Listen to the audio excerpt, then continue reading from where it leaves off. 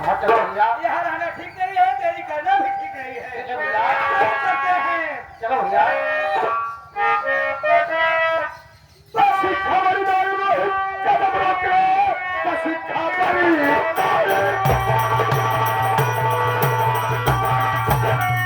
रोहित कदम रोके, एक दिल पाओ आगे बहाना नहीं, आया हो मौत का बनकर सौदे में जिंदा बचकर है जाना गवारा नहीं।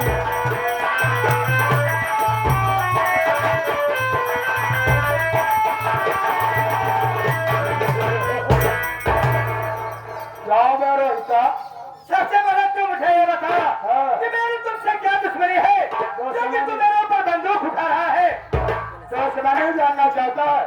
जी हाँ, तो सुन मेरी बात, तेरा बाप मेरी ललवा जो था ना, और साला हमारा पक्का दुश्मन था। क्या कहा? याद कर, तब तो बहुत छोटा सा था मुन्ना, तो नावाली था, मैं तेरे बाप के यहाँ नौकरी किया करता था। तेरी माँ का स्वर्गवास हो गया, तेरे पिता ने दूसरी शादी किया, तेरी से तेरी माँ आ गई जिसका नाम तारावती है। तारावती मुझसे प्यार कर बैठी, हम दोनों का प्यार शास्त्र बाबू को मालूम हो गया, उसने मेरे ऊपर झूठे चोरी का आरोप लगाकर नौकरी से निकाल दिया। जैसे मुझे नौकरी से निकाल दिया ना, मैंने कसम खाई कि सेठ मेरी लाल, मैं तुझे इस दुनिया में जीने नहीं दूंगा। तेरी बात के सहारे मैं तेरे बापू का खून कर दिया। हरामखोर! मेरे रोटी पे पलने वाले कुत्ते, तू मेरे घर में रहकर नौकरी करता था, लेकिन साथ साथ मेरी माँ के साथ इतना बड़ा गलत काम किया। मेरी माँ को फंसा दिया और मेरे पिताजी को तीनों गोली मारा। मैंने उनके पेट में चाकू मार दिया और चाकू मारकर फरार हो गया। उस वक्त तेरी बीवी की तरह चाय लेकर तेरे पिता के कमरे में पहुंच गई, उठाने लगी कि बाबूजी उठो चाय पी लो। जब देखी कि बाबूजी मर चुके हैं तो घबरा कर भागना चाहिए। इतने में तेरी बहन मंजुआ आ गई, वो समझी कि खून गीतवा ने किया है, वो गीतवा से पूछताछ कर रही थी। तभी मौका पाकर तारावती ने थाने पर फोन लगा दिया और पुलिस आकर गीतवा को गिरफ्तार कर लिया। इतना ही नहीं, गीतवा मौका पाकर जेल तोड़कर फरार हो गई और वो हरामजादी मनहारिन बनकर घूम रही है। और मेरे ही कहने पर तेरी तेरी माँ तेरी बहन अंजुआ को चाह दिया था। यानी तेरे ही कारण आज मेरा पूरा परिवार तहस नहस हो गया। हाँ, बचा है तो आज तेरी भी कहानी खत्म कर दूंगा। मरने के लिए तैयार हो जा। अगर तू मुझे मारना चाहता है तो मार, मैं शौक से मारना चाहता हूँ।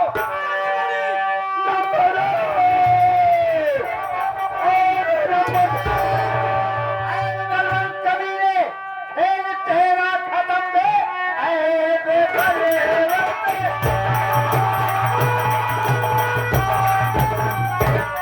कबीरे, खेल तेरा खत्म, होली सब पर तू चलाना रहे। हार डालू पकड़ कर देखे डाल को, बीच में बोलने कोई आना।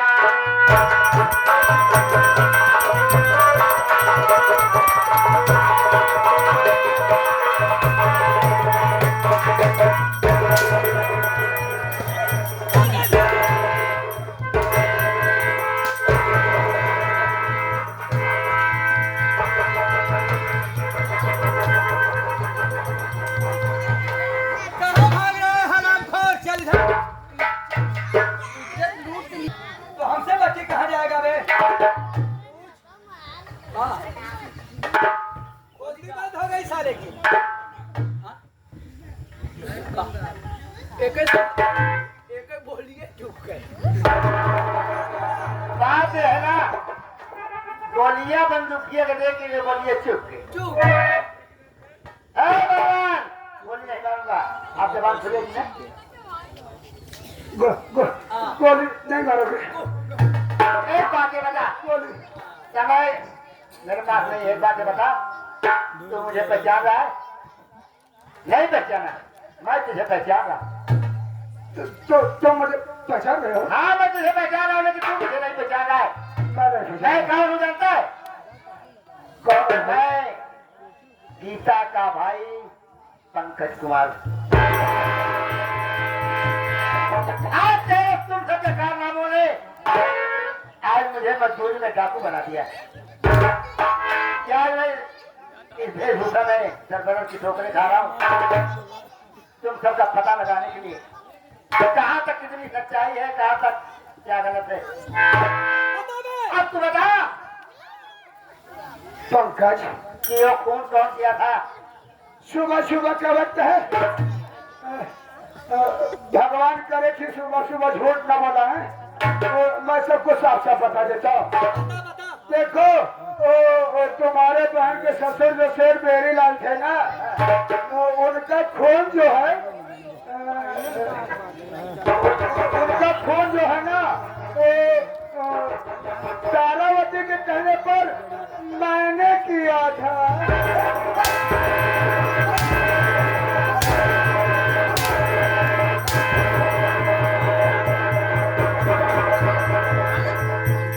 यानी तारावती के कहने पर खून तूने किया था। और आगे बता, और आगे क्या हो?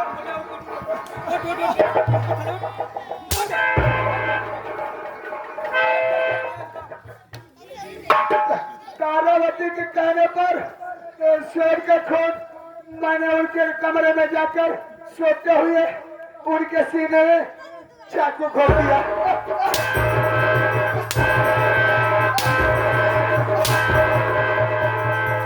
यानी मेरे पिताजी के पेट में चाकू तूने मारा। और क्या किया? मैं तो इतना करके चला गया, सारी जिम्मेदारी तारावती को दे दिया। तारावती कमरे में छुप कर देख रही थी कि इस कमरे में कौन आता है कौन जाता है।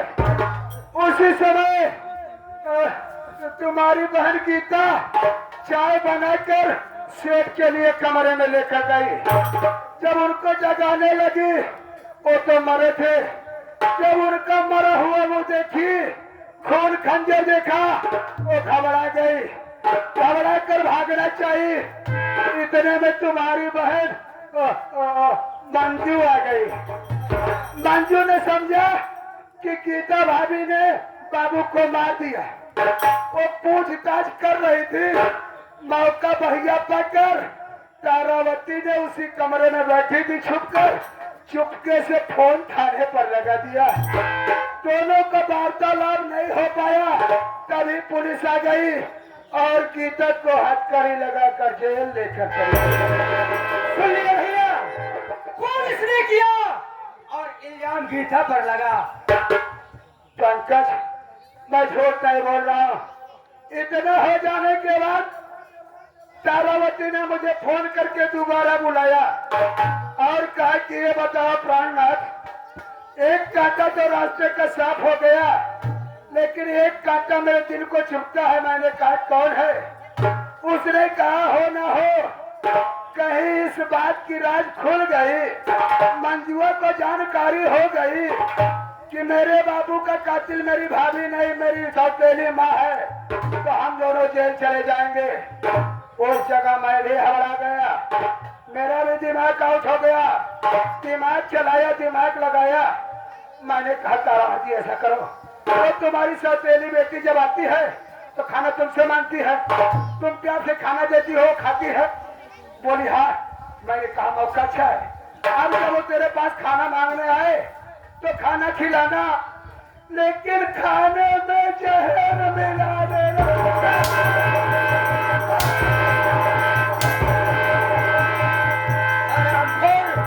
खाने में जहर मिला दिया। यानी तुम अपना जुल्म कबूल कर रहे हो ना? हाँ, मेरी गलती को माफ करना मैं कबूल करता हूँ। तुम्हारी पत्नी जो गीता है ना, आपकी बहन, वो बिल्कुल निर्दोष है। और मैं अदालत में चलकर गवाही दे दूंगा, तुम्हारी बहन छूट जाएगी। यही तो मैं चाहता हूँ, क्या कि मेरी बहन अदालत में तेरे अगर बहन देने पर छूट जाती है तो बड़ा अच्छा काम होगा। वरना समझ लो कि मैं क्या बन के आऊँ। भैया ऐसे तूने क्या, वैसे मैं तेरे साथ कर दूंगा।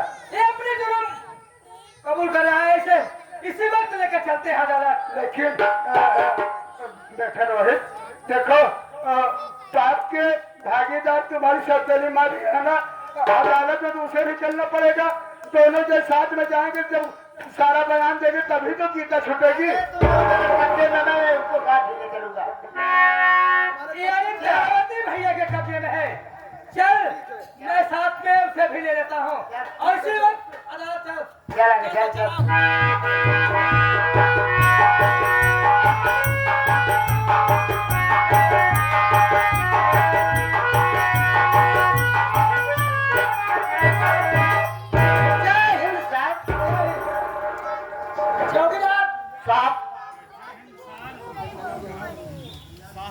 आज जो लड़की बंद है, हाँ साहब।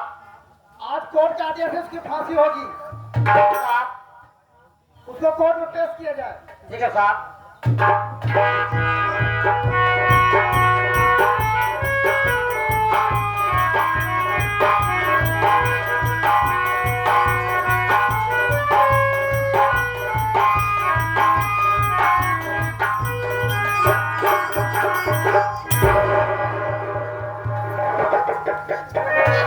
मुझे सामने आ गई साहब, अब कहीं खोल दिया साहब। गीता देख, आज तेरी फांसी होगी। यदि किसी से मिलना चाहती तो मिल सकती हो, यदि कुछ कहना चाहती तो कह सकती हो, यदि कुछ खाना चाहती तो खा सकती हो, क्योंकि तुझे 5 मिनट का समय दिया जा रहा है। तुम्हें कुछ खाना चाहती हूँ, खाना तो पीना चाहती हूँ, मैं किसी से मिलना चाहती हूँ, कहने की बात में कुछ लोग कहना चाहती हूँ।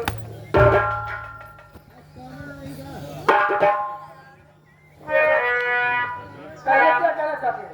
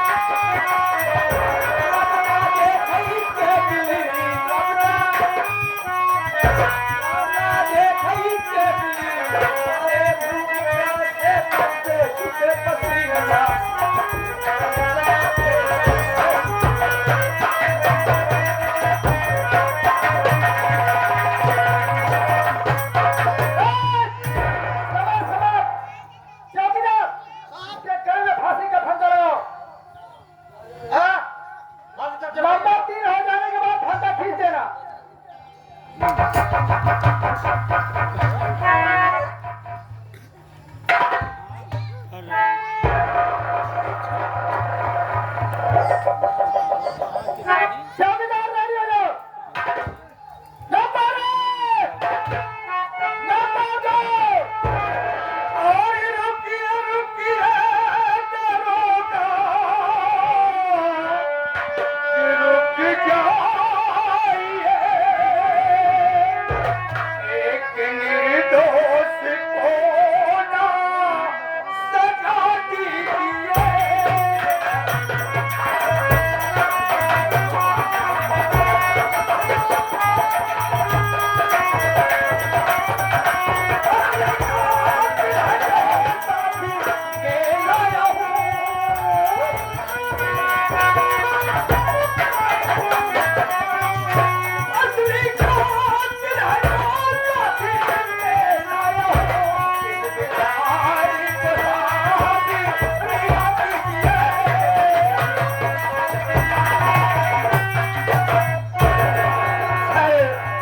मैं आपसे हाथ जोड़ रहा हूं कि गीता निर्दोष है।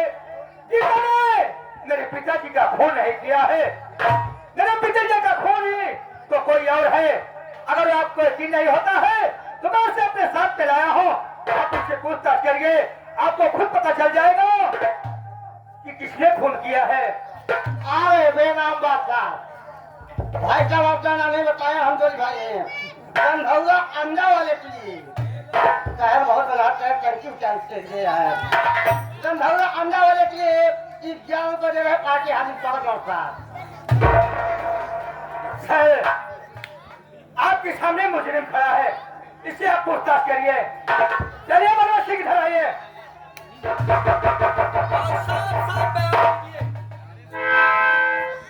साहब, बोलिए। मेरा नाम खोने बलवंत लाल है और मैं भी इसी राजगढ़ का रहने वाला हूँ। साहब, रोहित जो कह रहा है सच कह रहा है। गीता निर्दोष है। दोषी तो मैं और मेरी प्रेमिका तारावती है। साहब,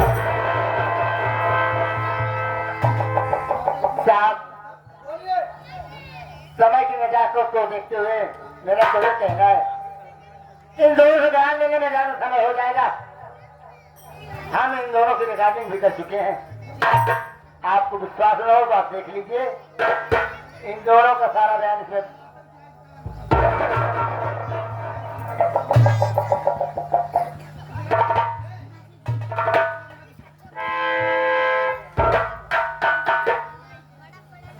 क्यों? साहब, अब तो आपको विश्वास हो गया कि शेर बेरीलाल का खून गीता ने नहीं बल्कि मैंने अपने नहीं हाथों से किया। वो भी तारावती के कहने पर आपसे गुजारिश है कि गीता निर्दोष है, इसे बाइज्जत रिहा किया जाए और हम दोनों के हाथ में हथकड़ी लगाई जाए। चौकीदार, गीता को नीचे उतारा जाए।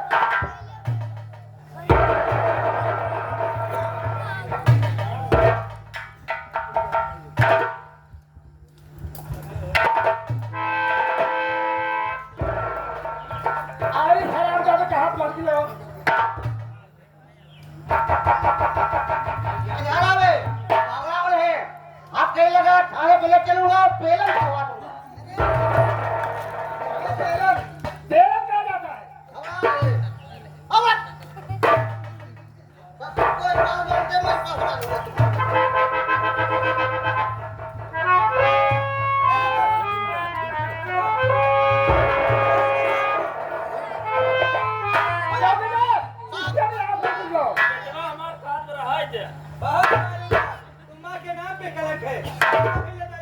इधर आ, या, हराम है।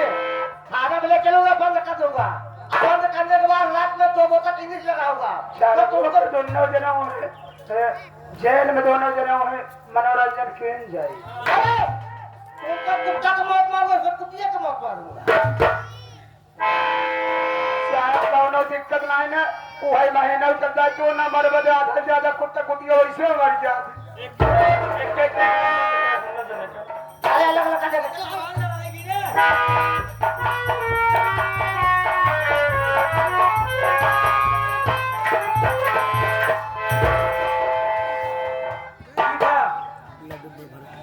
इन्हें बचा रही हो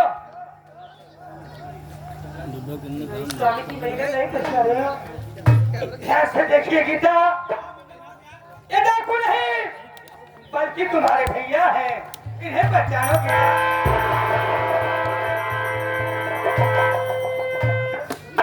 ये पंकज गीता, आज तेरे लिए मैं क्या से क्या नहीं बन गया। जिस वक्त तेरी ससुराल गया था दहेज की रकम को लेकर तेरी सासू माँ ने बताया कि तुम्हारी बहन अपने ससुर के साथ और देख चली गई है। उसी वक्त मैं वहां से निकला, तेरी तलाश में थाने गया तो पता लगा कि जेल से तो फरार हो चुके हैं। तेरा ही पता लगाने के लिए मैं डाकू बन गया और आज तेरा भाई सारी हकीकत को दर बनवाकर आज तुझे जेल से रिहा कराया है। तेरे बिना तो मेरी दुनिया सुनसान हो जाती।